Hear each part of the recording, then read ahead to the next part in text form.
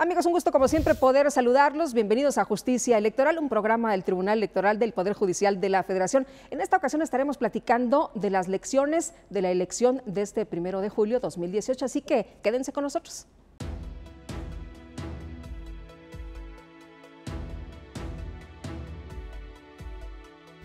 A partir de la reforma constitucional de 2014, el Instituto Nacional Electoral evolucionó hacia una institución de carácter nacional a partir de la cual los estándares con los que se organizan los comicios electorales en México se homologaron para fortalecer la democracia electoral y garantizar el ejercicio de los derechos político-electorales de la ciudadanía.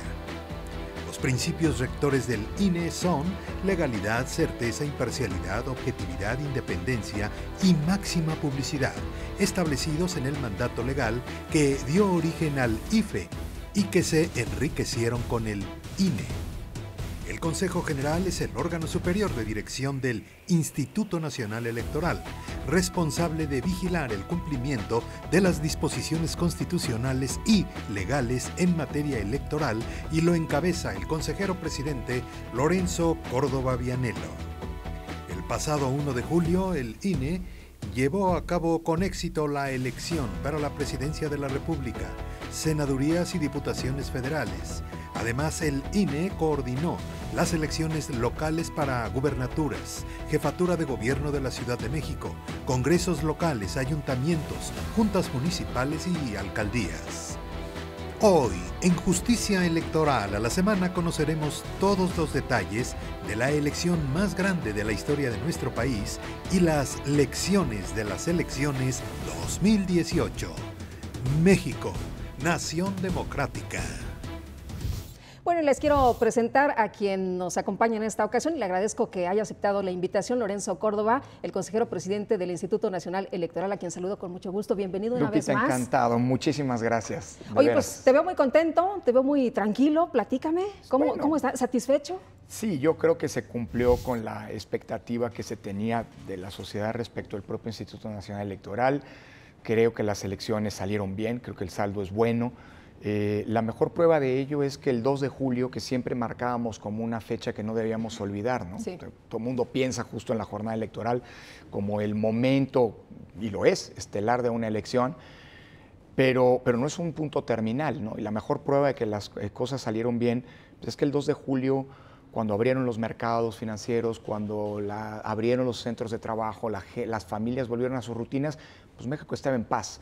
Y finalmente, si algo define a las elecciones en democracia, no es la ausencia de conflictos, no es la ausencia de tensiones, no es la ausencia de contraposiciones, digamos, de las distintas fuerzas políticas, sino el hecho de que existan causas institucionales, precisamente la vía electoral, para que ese pluralismo y esa diversidad política, esas tensiones, esa confrontación se procese por causas institucionales y sobre todo pacíficos. Y hoy estamos en paz, estamos pensando cómo resolver los grandes problemas nacionales y esa creo que es la mejor prueba de que las elecciones de este año han sido un éxito, con todo y que todavía faltan tramos por venir. Falta la calificación, falta de la elección presidencial, falta resolver las disputas, falta, por supuesto, terminar la fiscalización, pero, digamos, estamos bien encausados, insisto, por un proceso que creo que fue, al final, bien conducido por las autoridades electorales. Ahora, platícanos una cosa, había muchísimos señalamientos del famoso fraude que ya estaba orquestado, había muchos señalamientos, no nada más de la ciudadanía, de los propios actores electorales. Bueno, mira, más allá de que al final yo creo que la elección resultó bien porque todos los distintos actores políticos, económicos y sociales estuvieron a la altura de la ciudadanía. Yo siempre insistí mucho que la reacción que tuvimos de las y los ciudadanos en la organización incluso del proceso electoral, porque hay que recordar que el INE organiza las elecciones, pero no las hace. Sí. Son las y los ciudadanos los que se apropian de las elecciones, son los funcionarios de casilla, ellos son los principales garantes previstos en la ley para que el voto de sus vecinos que reciben y cuentan se esté garantizado. Bueno, pues nos dejaron una vara muy alta. Y yo creo que la elección salió bien porque todos los actores estuvieron a la altura, incluso los candidatos a la presidencia, quienes perdieron reconociendo su derrota, cosa que no ocurría desde hace mucho tiempo. Primera vez, ¿no? Desde bueno, no es la primera vez, pero... Bueno, en 2000 la Bastida que sí lo acepta, pero... Sí, pero mira, Lupita, teníamos una historia lamentable, digo yo, en donde puedes encontrar, digamos, no un único responsable, sino, digamos, casos entre todos los actores políticos, en todo el espectro, de no aceptabilidad de la derrota en distintas elecciones pasadas. Y eso, pues, evidentemente, generaba, pues, una tensión adicional respecto, como estás señalando, respecto de la jornada electoral.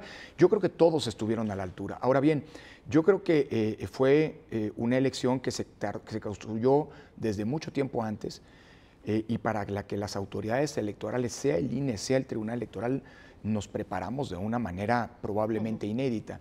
No quiero decir, siempre al final una elección resuelta con los márgenes de victoria que se tuvieron, pues siempre ayuda. Claro. Pero, digámoslo así, y respondiendo directamente a tu pregunta, Lupita, no es que hayamos desembarcado a la playa de la democracia el 1 de julio. Si lo que ocurrió, si la elección se resolvió como se resolvió, es porque existían condiciones y garantías de que en México el voto, condiciones institucionales y condiciones políticas y jurídicas, de que el voto se respeta. No hay un dato que luego se menosprecia o que no se toma con la debida atención. Sí. En los últimos 4 años, en las elecciones de 2015, 2016, 2017 y 2018, hemos tenido el índice de alternancia más alto de nuestra historia. Si sumamos los cambios que se dieron durante la jornada o la elección del 1 de julio pasado, pues los datos son muy ilustrativos, pero no es que hayamos comenzado, digamos, o no es que por primera vez tengamos garantías de que el voto cuenta. La alternancia no nos hace más democráticos. Lo que hace democrático un sistema político es que existan condiciones institucionales, procedimentales, criteriales, normativas, etcétera, que permitan que, si así lo deciden los ciudadanos, pueda haber o no alternancia. Es decir, es la posibilidad real de que haya alternancia, no la alternancia en sí, la que vuelve democrático un sistema. Y esa ya estaba ahí antes. Por eso, porque ya estaba antes, es que el 1 de julio fue la jornada con la mayor alternancia en el Senado, en diputaciones, en gubernaturas, en diputaciones locales, en alcaldías de nuestra historia.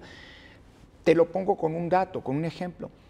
En los últimos 4 años se han realizado 33 elecciones de gobernador, incluyendo las 9 con la jefatura de gobierno del domingo 1 de julio. Bueno, y tenemos 21 casos de alternancia, es decir, estamos hablando de un 62% de alternancias. Hemos tenido, desde que el INE o el IFE, su antecesor, tuvo plena autonomía, hemos tenido 4 elecciones presidenciales y en 3 ha habido alternancia. Si eso no es un sistema en donde el voto se respeta, pues yo no sé qué sea. Por eso las afirmaciones en el sentido de que quienes levantaban, y entiendo, las entiendo, y no las justifico, pero comprendo esta desconfianza que alimentaba los discursos del fraude. Pero el 1 de julio constatamos por enésima ocasión de que en México tenemos un sistema blindado frente al fraude electoral, entendido como una manipulación masiva de la voluntad de los ciudadanos de los electores emitida en las urnas.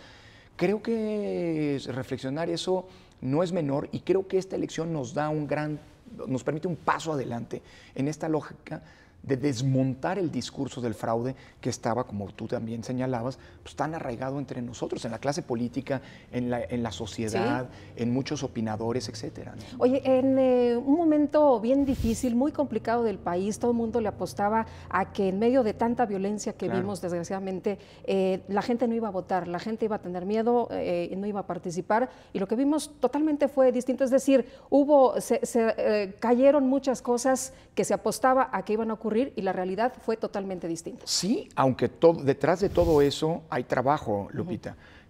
Déjame decirlo así, tuvimos una participación que es la más alta desde el año 2000, y el año 2000, en la elección presidencial, apenas por unas décimas, es una participación más alta de la del 1 de julio. No hablemos de números absolutos, porque por mucho, nunca habían acudido a las urnas más de 56,5 millones como ocurrió el 1 de julio pasado, pero porcentualmente tenemos un 63.4%, que es muy aceptable en términos de participación democrática. Pero además, a diferencia de lo que había ocurrido en otros años, en otras elecciones, como bien señalas, teníamos un contexto de violencia que es importante señalar que no lo detonaron las elecciones, sino por el contrario, el contexto de violencia, de inseguridad, lamentablemente ya estaba ahí y estas elecciones se insertaron en ese contexto. El año pasado, 2017, fue el año con el mayor número de asesinatos y eso no se debió a las elecciones. Es digamos, un contexto derivado de la no solución, de la solución todavía pendiente de uno de los grandes problemas nacionales, justamente el de la inseguridad. Pero la verdad se conjuró la violencia el día de la jornada electoral. Fue, salvo algunos episodios aislados en Puebla que deben investigarse, que nosotros mismos estamos, digámoslo así, compilando como información para ser presentados ante las instancias jurisdiccionales y para ser presentados en las instancias judiciales, porque eso es inaceptable. Un solo caso de violencia es inaceptable en la elección. Pero de todos modos se trataba de casos aislados, y realmente marginales si piensas el tamaño de la elección. Y fue una elección muy exitosa. Ahora, no fue mera casualidad. Con las instancias de seguridad del INE, aunque el INE no es responsable de la seguridad y de la paz pública, ha venido trabajando desde mucho tiempo atrás. Y durante la semana, los días previos de la elección, hubo despliegue de fuerza pública, Ejército, Marina, Policía Federal, sobre todo, en algunas zonas en las que esta presencia considerábamos que era indispensable bajo una lógica inhibitoria. El día de la jornada electoral, las fuerzas federales, si bien no tuvieron acto de presencia, salvo, insisto, donde fue requerido, sí estaban en un estado, digamos así, de alerta para poder tener una reacción inmediata cuando la autoridad electoral, el INE, lo solicitara. Y en la noche de la elección, en ese momento delicado donde se cierran las casillas, muchas de ellas cerraron muy tarde en virtud de la casilla única y que se tuvieron que contar en ocasiones hasta 6 elecciones distintas. Algunas cerraron hasta las 5:30 de la mañana del lunes siguiente. Bueno, y en ese momento, cuando cierran las casillas y se tienen que trasladar los paquetes electorales a las oficinas, sea de los soples, de los órganos electorales de los estados, sea del INE, pues también hubo patrullaje y acompañamiento de las fuerzas federales. Todo esto redundó en un clima de paz pública que hay que decirlo, fue generado en primera instancia por los ciudadanos. La salida masiva a votar, romper el mito que la violencia podía, como decías, inhibir la violencia. Se inhibió, ¿no? Desde tempranito vimos, es más, gente que antes de que estuviera abierta la casilla ya estaban ahí formados. Así es, incluso un candidato presidencial que llegó como una hora antes. Sí, las 7 de la mañana. Pero bueno, tenemos que hacer una pausa, si nos permite, si regresamos rapidísimo, les quiero recordar que a través de redes sociales se pueden contactar con nosotros y ahí rapidísimo usted tiene las opiniones y por supuesto las respuestas. Nosotros regresamos de inmediato.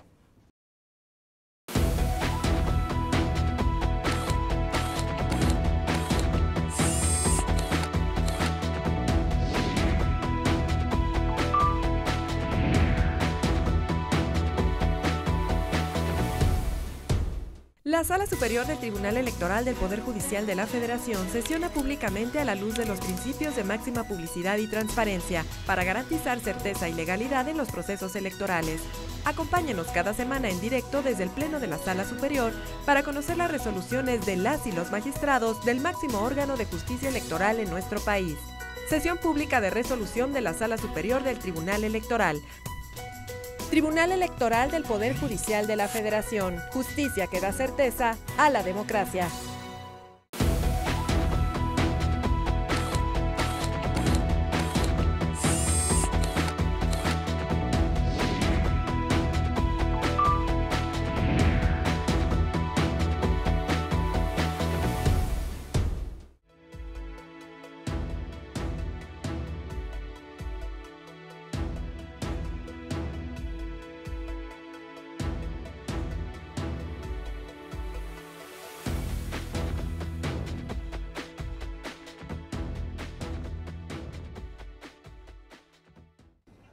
Estamos de regreso. Muchas gracias a ustedes que continúan con nosotros aquí en Justicia Electoral. Y Lorenzo, quiero preguntarte ahora sobre esto que adelantábamos al principio de nuestra conversación, las lecciones que se aprenden en este ejercicio inédito, histórico, tan importante para nuestro país. Bueno, yo te diría que la primera lección bien aprendida, diría, es que un proceso electoral, particularmente si es tan grande y complejo como el que tuvimos, no solo por el número de potenciales electores, no solo en consecuencia por el número de casillas, de ciudadanos que necesitamos como funcionarios de casilla, del número de cargos a elegir, ¿no? Nunca habíamos tenido una disputa por el poder tan grande como la tuvimos el 1 de julio en toda nuestra historia. Bueno, yo creo que la gran primera lección bien aprendida, diría yo, es que un proceso de esta naturaleza tiene que ser muy explicado. Nosotros sabíamos, es decir, nosotros no llegamos a esta elección de la nada.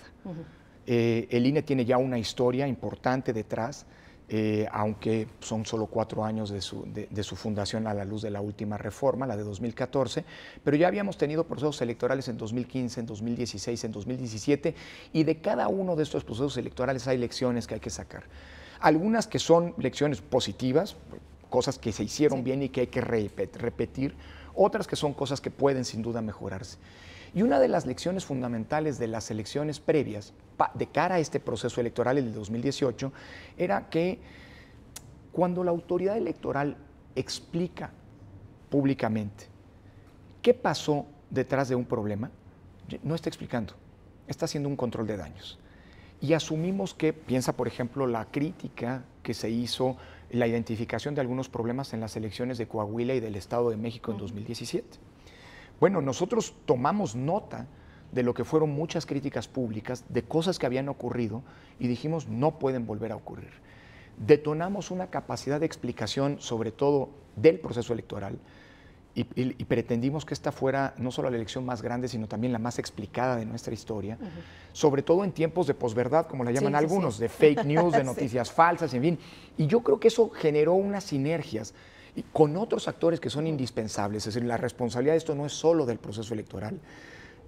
Tú eres una periodista connotada, Lupita, tienes espacios en medios de comunicación, en múltiples medios de comunicación. El trabajo que hicieron ustedes desde los propios medios, esta lógica de verificar la información, de convalidar la información con el propio instituto, es la verdad una lección positiva de este proceso electoral. Oye, bien los consejeros súper tuiteros, ¿eh? Bueno, además, a ver, esto están diciendo, no sirve el plumón, a ver, no es cierto, esto es la verdad. Y tuvimos un acompañamiento de los medios de ejercicios como Verificado 2018, que son sumamente exitosos y que creo que además son un ejemplo a nivel mundial. Yo creo que esta fue la elección más explicada, no solo de nuestra historia, sino también en el mundo en los tiempos recientes, y es un caso de estudio a nivel mundial. Uno, comunicación, sí. Digamos, no solamente ser reactivos, sino lograr conducir la comunicación de la elección y la explicación de la elección.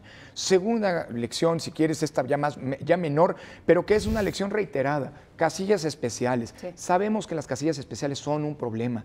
Siempre enfrentamos... Todas las elecciones es lo mismo, ¿no? Siempre. En este año tuvimos 1,050 casillas especiales y en 260 se acabaron las boletas. Sabemos que eso ocurre. Creo que es una lección para cambiar las normas que rigen esta figura. Sabemos que los partidos políticos siempre son muy reacios a que haya casillas especiales. Yo me acuerdo en 1994, todavía en el Consejo General, a Samuel del Villar desde entonces diciendo en las casillas especiales se hace el fraude. Bueno, sabemos que ahí no se hace fraude, hay que tomar medidas particulares, pero sabemos que ahí siempre tenemos el día de la jornada electoral, elección tras elección un tema. Yo te diría que casos, podemos hablar de muchos puntos en específico, pero creo que estas son las elecciones probablemente fundamentales. Agregaría una más, que tal vez, que ojalá y valga, que sea reflexionada y discutida públicamente, sobre todo si en el futuro tenemos alguna modificación de las reglas electorales. Yo diría que en la futura reforma electoral no tenemos que refundar nada, sí tenemos que ajustar algunos temas. Y creo que la lección fundamental de una elección tan complicada es que hay que volver mucho más simple, tanto los procesos como también, digamos así, las reglas. Tenemos una legislación muy abigarrada. Leyes más sencillas, leyes menos restrictivas, siempre van a abonar a una mayor libertad y consecuente, y no con ello una peor democracia, al contrario. Temas como este. No puede ser que en una elección presidencial donde hay solo 4 candidatos presidenciales, tuviéramos 35 modos válidos, distintos para votar. Es decir, volvamos a lo básico, volvamos más sencillo, es más sencillo de explicar, es más sencillo de apropiarse por parte de los ciudadanos un proceso que sea simple, y yo creo que esas son las grandes rutas sobre las que hay que transitar hacia el futuro. Lecciones hay muchas y me he concretado aquí solamente señalar algunas, Lupita. Oye, en el caso de la coordinación con algunas instituciones como el Tribunal Electoral, al principio se hablaba de que, a ver, ¿qué pasa entre el INE y el Tribunal Electoral? Finalmente, ¿cómo fue el trabajo?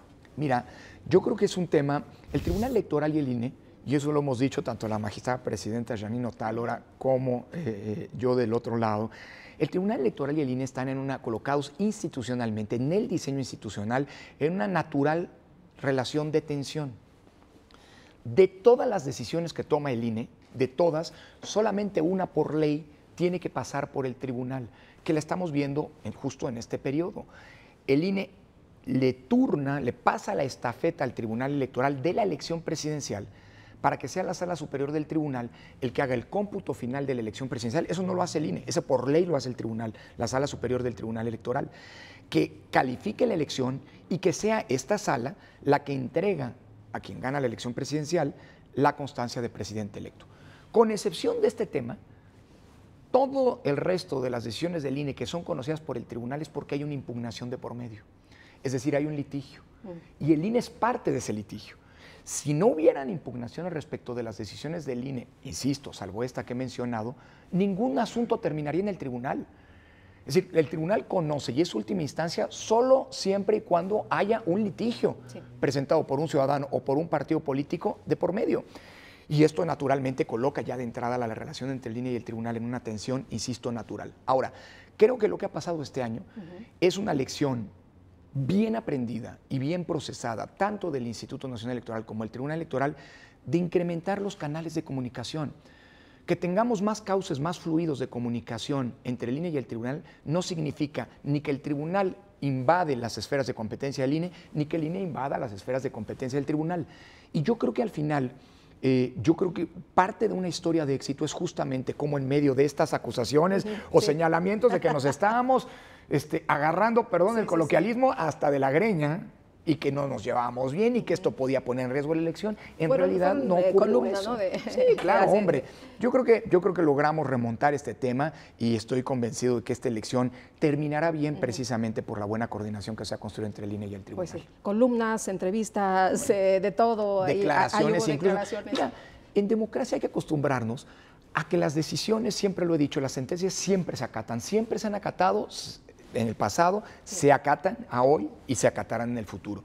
Pero es pertinente que se discutan tanto las decisiones del INE como las decisiones del tribunal en democracia.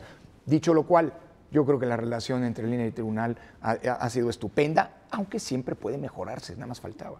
Oye, dos cosas rapidito antes de irnos. Tú decías, bueno, hay situaciones que se tienen que ir como derivando en otros lados, por ejemplo, este tema del monitoreo, la sala especializada hablabas de medidas cautelares, y por otra parte, ¿qué es lo que sigue? ¿Qué es lo que viene para el instituto? Yo creo que el modelo, mira, después de esta elección, se cumplió el primer ciclo de vida de la reforma 2014. Todos los cargos de elección popular, salvo la gubernatura de Baja California, que esa es una excepción y que se elegirá en 2019, todos han sido elegidos con estas reglas. Yo creo que hay muchas cosas ya que hoy podemos, tanto el Tribunal Electoral como el INE, poder poner en una especie, digamos, de libro blanco para una mejor, digámoslo así, procesamiento de los procesos electorales en el futuro a partir de una revisión de las reglas. Yo creo que hay ciertos temas, o sea, el INE es una institución que a lo largo de los últimos 20 años se ha venido recargando y sobrecargando de atribuciones. Yo no creo que pensar en una lógica en la que, digámoslo así, funciones que hoy tiene el INE y que podrían y deberían, creo yo, realizar otros órganos del Estado, puedan implicar una transferencia en el futuro hacia ellos, a la Auditoría Superior de la Federación, al Instituto Federal de Telecomunicaciones o incluso al propio Tribunal Electoral. Yo creo que la sala especializada, es mi opinión, habría que preguntarle a los magistrados de la sala especializada, creo que debería ser la sala especializada la que, dado que es la que resuelve en el fondo todos los procedimientos especiales sancionadores, pues también, como ocurre en el juicio de amparo, la responsable de emitir medidas cautelares, entre muchas otras cosas, pero que la verdad son menores, Lupita. Este es un sistema que funciona y lo demostramos el 1 de julio. Muy bien. Oye, ¿y qué sigue? ¿Qué falta ahora? Mira, yo creo que... Es un proceso, ¿no? O sea, no es la jornada, es un proceso. Así es, sin duda, y va a terminar a más tardar, la fecha límite para que termine es el 6 de septiembre. Digamos, estamos en una etapa en lo que toca al INE faltan dos cosas. Primero, terminar la fiscalización. Nosotros esto lo vamos a hacer en una sesión de Consejo General el 6 de agosto próximo para turnarle todos estos expedientes a las salas del tribunal de modo tal que tengan todos los insumos para calificar las elecciones. Y después, cuando el tribunal haya resuelto todas las impugnaciones, el 23 de agosto nosotros vamos a asignar los diputados y senadores de representación proporcional que correspondan a partir de los cómputos finales que haga el tribunal. Por otra parte, el Tribunal Electoral tendrá, como decía, que resolver todas las impugnaciones de diputados, de senadores y de presidente, eventualmente, que se hayan presentado. Hay 2 de presidente, para finalmente, como te decía, calificar en última instancia las elecciones y entregar la constancia de presidente electo. Con eso se acaba el proceso electoral 2017-2018.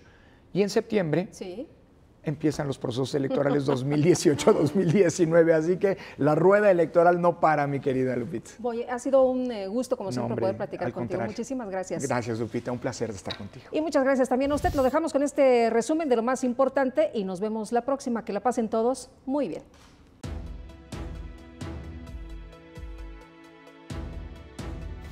Al encabezar la ceremonia Certeza Jurídica rumbo a la etapa de validación de los comicios de 2018, la magistrada presidenta del Tribunal Electoral del Poder Judicial de la Federación, Yanino Tálora Malasis, aseguró que la Judicatura Electoral Nacional está unida y preparada para garantizar certeza jurídica en la fase de validación de las elecciones federales y locales. La Sala Superior del Tribunal Electoral del Poder Judicial de la Federación resolvió en sesión privada que las impugnaciones presentadas por Eufrosina Cruz Mendoza, Ernesto Javier Cordero Arroyo y Jorge Luis Lavalle Mauri, militantes expulsados del Partido Acción Nacional, deben ser atendidas en primera instancia por el órgano interno del propio instituto político.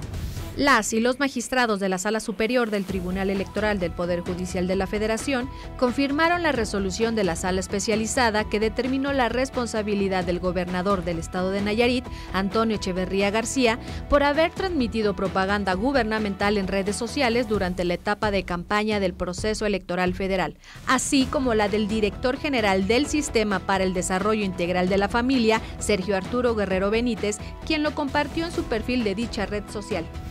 El Pleno de la Sala Superior del Tribunal Electoral del Poder Judicial de la Federación confirmó por unanimidad la sentencia emitida por la Sala Regional Especializada, en la que determinó sancionar al Partido Revolucionario Institucional y a su entonces candidato a la gubernatura del estado de Puebla, José Enrique Dóger Guerrero, por difusión de un promocional que promueve estereotipos y violencia política en razón de género.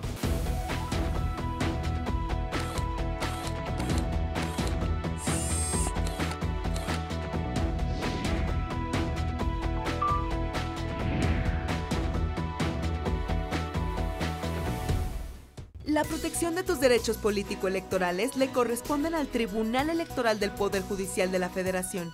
Sus sentencias salvaguardan cada etapa del proceso electoral.